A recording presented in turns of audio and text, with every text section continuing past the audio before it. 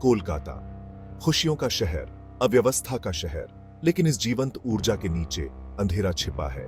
पुरानी कहानियां गलियों में फुसफुसाती हैं, भुला दिए गए अनदेखे लोगों के किस्से। कोलकाता अपने रहस्यों को अपने दिल में गहरे दफन करके रखता है। शहर सोता है, अपने कोनों में छिपी परछाइयों से बेखबर। प्राचीन इमारतें अतीत की मूक गवाह हैं। उनकी दीवारें बहुत समय पहले की कहानियों को फुसफुसाती हैं। हर ईंट, हर गली एक याद समेटे हुए है। कुछ खुशी से भरे हुए हैं तो कुछ अकथ भय से। उत्तर कोलकाता, कुमारटुली का घर, कुम्हारों का इलाका। यहां मिट्टी से जीवन आकार लेता है। देवी देवताओं की मूर्तियों को बड़ी मेहनत से तैयार किया जाता है, लेकिन इस पवित्र स्थान में भी भय पैर पसार लेता है। नम मिट्टी और अनकही दहशत की गंध से हवा भारी हो जाती है। औजारों की लयबद्ध आवाज आमतौर पर हवा में गूंजती रहती है, लेकिन आज रात एक अजीब सी खामोशी छाई हुई है। खामोशी तोड़ते हैं तो बस आवारा कुत्तों के दूर से आते रोने की आवाजें। कलाकारों के दिलों में सन्नाटा छा गया है। कुछ तो गड़बड़ है। बूढ़े शंकर, जो एक मास्टर कारीगर थे, उन्होंने इसे सबसे पहले महसूस किया। उनकी रीढ़ की हड्डी में ठंडक दौड़ गई। उसके कठोर हाथ, जो आमतौर पर स्थिर रहते थे, मिट्टी को ढालते समय कांपने लगे। उसने अपने काम से ऊपर देखा। उसकी आंखें मंद रोशनी वाली कार्यशाला को देख रही थी। क्या वह अकेला था? उसे कसम से लगा कि उसने एक फुसफुसाहट सुनी है। एक धीमी, कर्कश आवाज उसका नाम पुकार रही है। उसने इसे अपनी कल्पना समझकर खारिज कर दिया। रात में भी शहर आवाजों से भरा हुआ था, लेकिन गहरे में बेचैनी का एक बीज बोया गया था।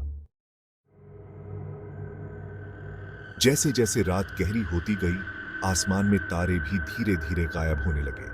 चारों ओर सन्नाटा छा गया था और हवा में एक अजीब सी ठंडक थी। डर भी बढ़ता गया। शंकर ने अपने काम पर ध्यान केंद्रित करने की कोशिश की, लेकिन उसके मन में अजीब सी बेचैनी थी। उसे ऐसा लग रहा था जैसे कोई उसे देख रहा हो, लेकिन फुसफुसाहट तेज होती गई। उसने देखा कि उसकी कार्यशाला के कोनों में परछाइयां नाच रही हैं, जैसे कोई अदृश्य शक्ति वहां मौजूद हो। भयावह आकार ले रही हैं। उसके अंदर दहशत फैल गई। अचानक उसके वर्कबेंच के ऊपर रखे औजार फर्श पर गिर पड़े। वह जिस मिट्टी की मूर्ति पर काम कर रहा था, जो शक्तिशाली दुर्गा की छवि थी, एक भयानक तीव्रता के साथ उसे घूरती हुई प्रतीत हो रही थी। शंकर पीछे हट गया। उसका दिल उसकी छाती में जोर जोर से धड़क रहा था। वह अकेला नहीं था।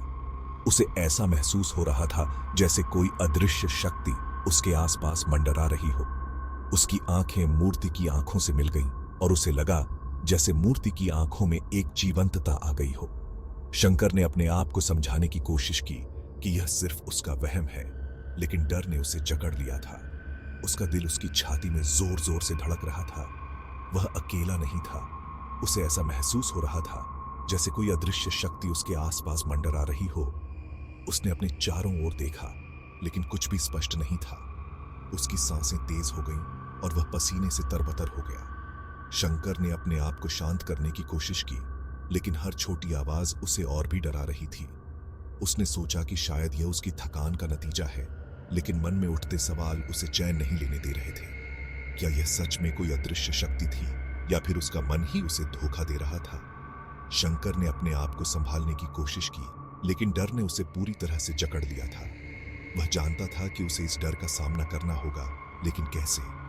यह सवाल उसके मन में गूंज रहा था। अगली सुबह आग की तरह खबर फैल गई। शंकर की कार्यशाला, जो आमतौर पर रचना का स्थान होती थी, खंडहर में पड़ी थी।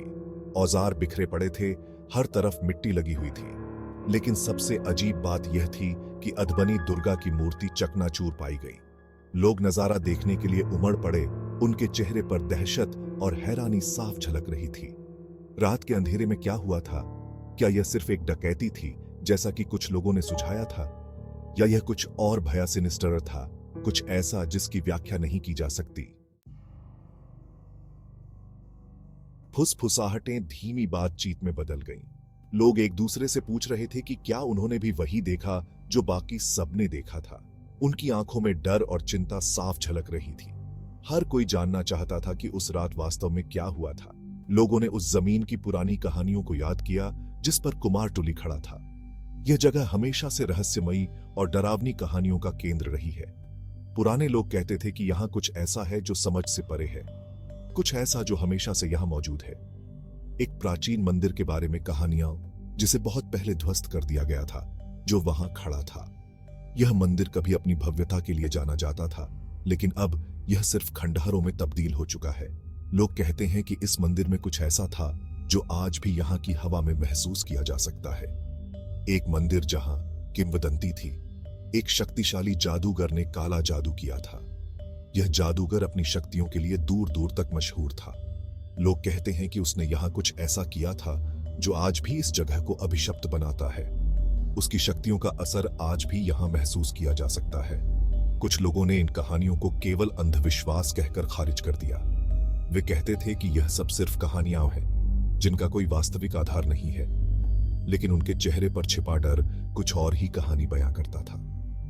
वे जानते थे कि कुछ तो है जो उनकी समझ से परे है, लेकिन दूसरों, विशेषकर पुरानी पीढ़ी को अतीत की फुसफुसाहटों को नजरअंदाज न करने से बेहतर पता था। वे जानते थे कि इन कहानियों में कुछ सच्चाई है। उन्होंने अपने पूर्वजों से सुनी हुई कहानियों को याद किया और उन्हें यकीन था कि यहां कुछ ऐसा है जो सामान्य नहीं है। उन्होंने एक अभिशाप के बारे में बताया, एक द्वेषपूर्ण ऊर्जा जो अभी भी हवा में रहती है, फिर से उभरने के मौके की प्रतीक्षा कर रही है। यह ऊर्जा हर किसी को महसूस होती थी, लेकिन कोई भी इसे समझ नहीं पाता था। लोग कहते थे कि यह ऊर्जा कभी भी जाग सकती है और तबाही मचा सकती है। इस जगह की हवा में हमेशा एक अजीब सी बेचैनी महसूस होती थी, जैसे कुछ बुरा होने वाला हो। दिन हफ्तों में बदल गए, लेकिन रहस्य बना रहा। तभी गंगा किनारे खेल रहे बच्चों के एक समूह को एक खौफनाक चीज मिली। एक छोटी सी मिट्टी की गुड़िया, जिसे एक राक्षस के रूप में गढ़ा गया था, किनारे पर बह गई। उसकी आंखें एक अप्राकृतिक लाल रोशनी से चमक रही थी। गुड़िया को कुमार टुल्ली के बुजुर्गों के पास लाया गया। उन्होंने उसे तुरंत पहचान लिया। यह उस जादूगर का एक भूला हुआ प्रतीक था जो कभी उस भूमि पर रहता था, काले जादू और बुरे इरादों का प्रतीक। कुमार टुल्ली एक बार फिर दहशत की चपेट में आ गया। बुजुर्गों ने जादूगर की कहानी बताई। उसने शक्तिशाली ताबीज बनाने के लिए भूमि की मिट्टी का ही उपयोग किया। उनमें काला जादू भरा। कहा जाता है कि उसकी आत्मा शांति न पा सकी।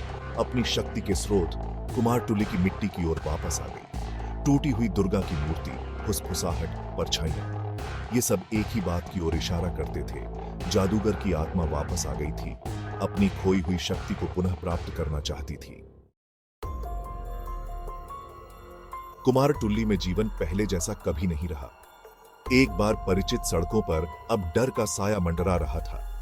औजारों की लयबद्ध आवाज अब हिचकिचाहट भरी थी, खामोशी से पंक्चुएटेड थी, क्योंकि कारीगर अपने कंधों पर नजर डालते थे, अगली अस्पष्ट घटना से डरते थे। यह घटना एक भयावह अनुस्मारक के रूप में कार्य करती है कि कुछ चीजों की व्याख्या नहीं की जा सकती है, कि आधुनिकता की आड़ में प्राचीन मान्यताएं और अंधविश्वास अभी भी लोगों के दिलो दिमाग पर राज करते हैं। खुशियों का शहर कोलकाता अपने द्वैत को अपनाता रहा। यह शहर, जो कभी ब्रिटिश राज की राजधानी था, अब एक सांस्कृतिक और ऐतिहासिक धरोहर के रूप में खड़ा है। यहाँ की गलियों में हर मोड़ पर एक नई कहानी छिपी है, जो समय के साथ और भी रहस्यमयी हो गई है। कुमार टुल्ली की घटना उसके लोकगीतों का हिस्सा बन गई। एक और कहानी जिसे धीमी आवाज में सुनाया जाता है। यह जगह, जो अपने मिट्टी के देवी देवताओं के लिए प्रसिद्ध है, एक समय में एक भयानक घटना का गवाह बनी थी। उस रात की कहानी आज भी लोगों के दिलों में डर और जिज्ञासा पैदा करती है। एक याद दिलाता है कि शहर के चहल पहल भरे दिल में भी अतीत की परछाई अभी भी बाहर तक पहुंच सकती है और वर्तमान को छू सकती है। कोलकाता की सड़कों पर चलते हुए आप महसूस कर सकते हैं कि हर कोने में एक छिपी हुई कहानी है, जो आपको अपने जाल में फंसाने के लिए तैयार है, और इसलिए कोलकाता अपने रहस्यों को संजोए हुए है। यह शहर, जो दिन में जीवंत और रात में रहस्यमयी हो जाता है, अपने अतीत को कभी नहीं भूलता।